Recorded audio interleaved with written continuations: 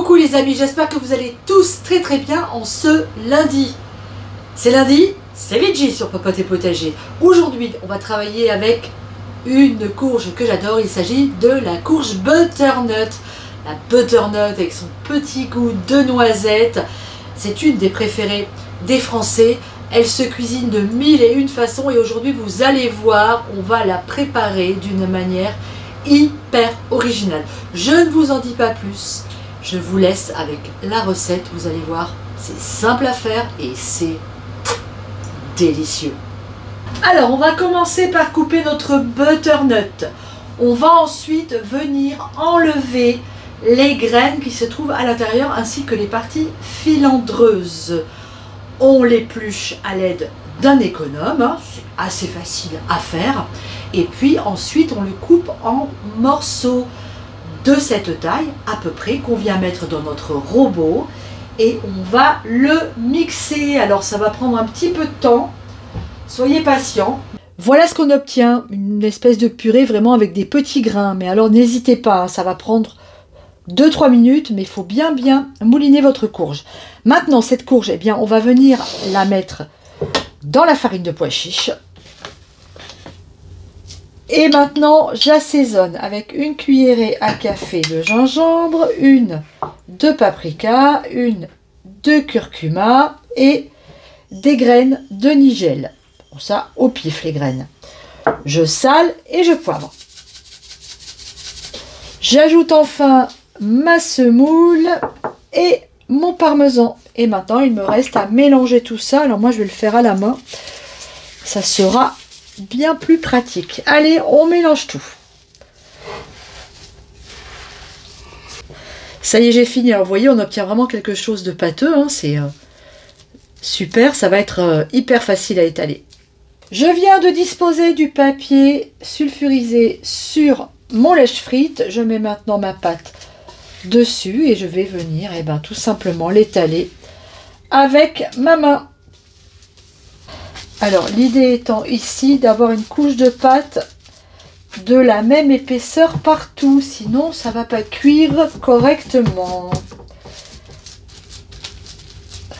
Ça y est, j'ai fini, hein, vous voyez, ça remplit bien toute la plaque. Maintenant, je viens parsemer légèrement de chapelure. Un petit trait d'huile d'olive comme ça partout.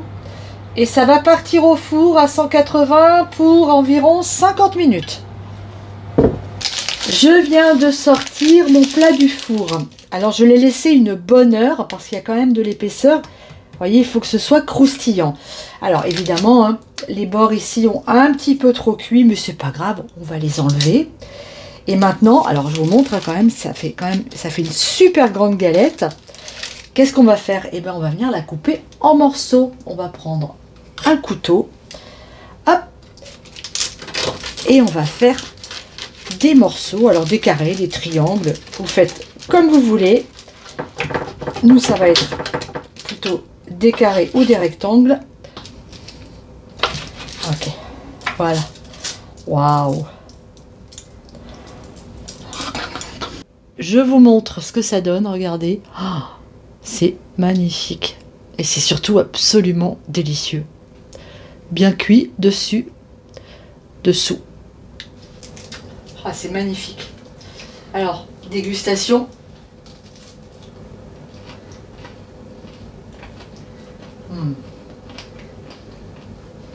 C'est bon. Vous entendez?